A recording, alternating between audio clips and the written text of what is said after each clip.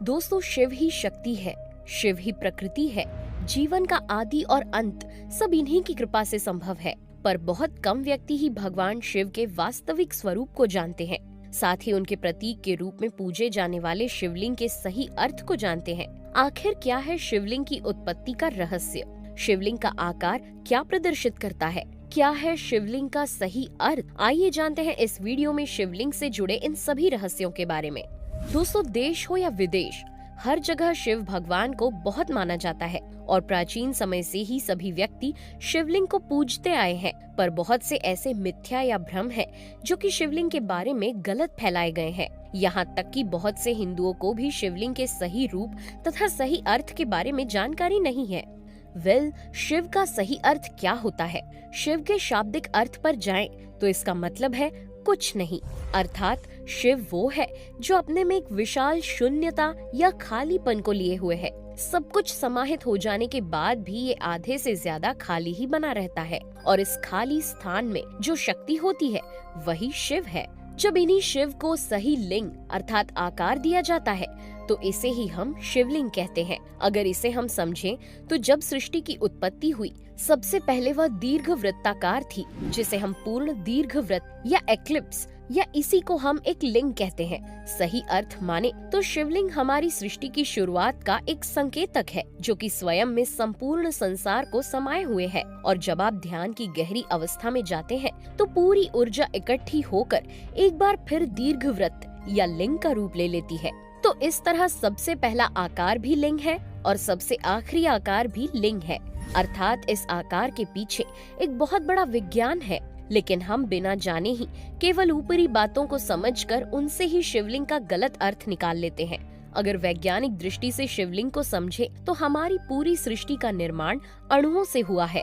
इन अणुओं में neutron, proton और इलेक्ट्रॉन होते हैं, जिसमें न्यूट्रॉन व प्रोटॉन आपस में जुड़े हुए व स्थिर होते हैं तथा इलेक्ट्रॉन इसके चारों ओर घूमते हैं। ठीक इसी तरह हमारा ब्रह्मांड है, जिसमें जब भी कहीं विस्फोट होता है तो उससे जो असीम ऊर्जा निकलती है वो वृत्ताकार चारों ओर फैलती जाती है, साथ ही ऊपर व नीचे की ओर अंडाकार आकार बनाती जाती है। अब आप समझ ही गए होंगे कि ये रूप बिल्कुल शिवलिंग के रूप जैसा ही है, अर्थात शिवलिंग ही संपूर्ण ब्रह्मांड के स्वरूप को दर्शाता है। ब्रह्मांड में केवल दो ही चीजें हैं, वो है पदार्थ व ऊर्जा। पदार्थ तो आप सब समझते ही होंगे, ये वे हैं जिन्हें आप देख सकते हैं, महसूस कर सकते हैं और छू सकते हैं। किंतु ऊर्जा एक ऐसी शक्ति है जिसे केवल महसूस ही किया जा सकता है।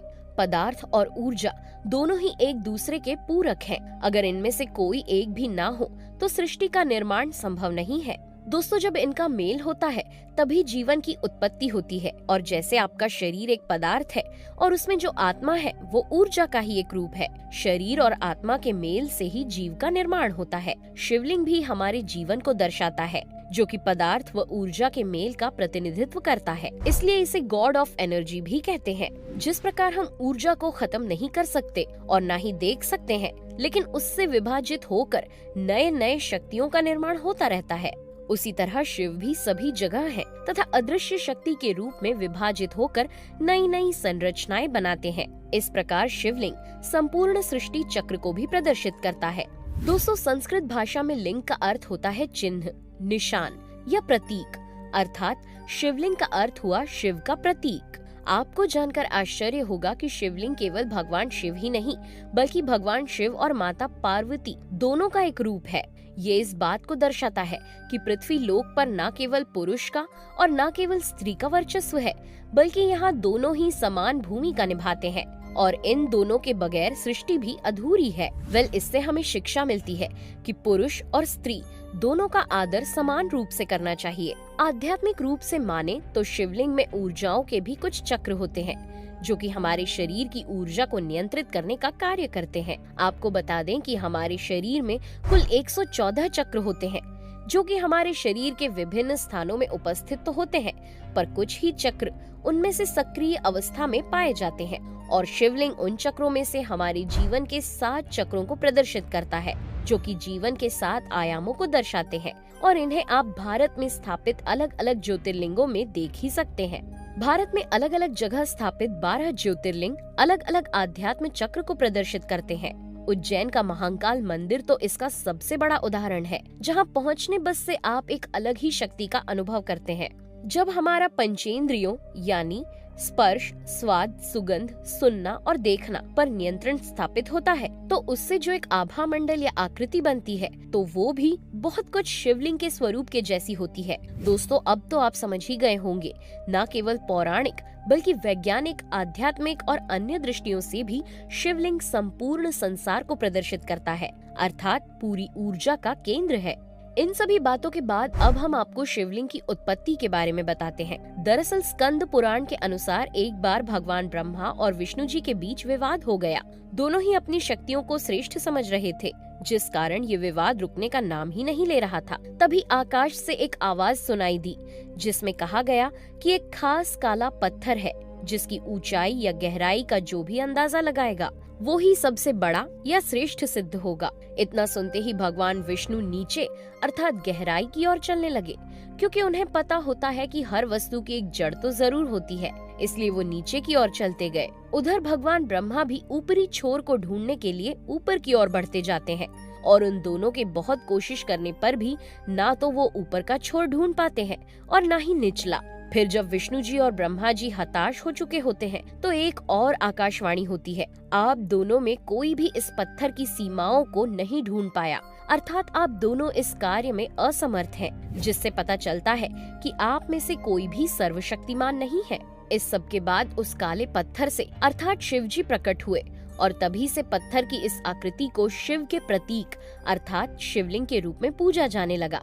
परंतु कहीं कहीं वर्णन मिलता है कि विष्णु जी ने तो हार मान ली थी, लेकिन ब्रह्मा जी ने हार स्वीकार नहीं की तथा झूठे रूप में केतकी का फूल लाकर ये बताया कि उन्हें काले पत्थर का शिखर मिल चुका है। जैसे ही ये झूठ बोला गया था, शिव जी प्रकट हो गए और ब्रह्मा जी के झूठ के लिए शिव जी ने कहा कि इसके कारण वो पूजा किए जाने के सौभाग्य से वंचित रहेंगे। साथ ही सफेद केतकी का फूल भी इसमें साथी बना, इसलिए शिव जी ने उसे स्वीकार करने से मना कर दिया। एक अन्य मान्यता के अनुसार समुद्र मंथन के समय जो हलाहल विष निकला था, उसे समाप्त करने के लिए शिव जी ने सारा विष अपने कंठ में रख लिया, जिस कारण उनका कंठ नीला हो गया था। इतना भयंकर विष पीने के कारण शिव जी के शरीर का ताप बहुत अधिक हो गया, और इस ताप को कम करने के लिए शिवलिंग पर जल चढ़ाने की परंपरा प्रारंभ हुई थी, जो आज भी चली आ रही है। दोस्तों, शिव जी का कंठ नीला हो जाने के कारण उन्हें एक और नाम से जाना जाने लगा। क्या आपको वो नाम पता है?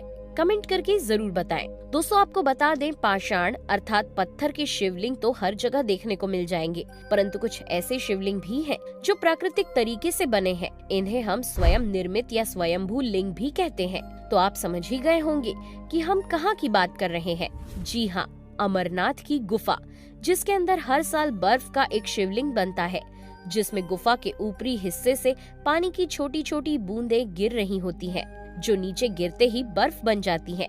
इनके अलावा आपको कुछ लिंग लकड़ी या धातु के भी मिल जाएंगे, जिन्हें एक चेहरे की आकृति भी दी जाती है, जिस पर भगवान शिव की पूरी छवि तराशी हुई होती है। इन्हें हम मुख लिंग कहते हैं। तो ये थी शिवलिंग के बारे में कुछ जानकारी। अगर आप शिव भक्त हैं तो कमेंट में जय महादेव जरूर लिखिएगा, और हाँ, जाते जाते वीडियो को लाइक और चैनल को सब्सक्राइब जरूर कर देना। Thanks for watching.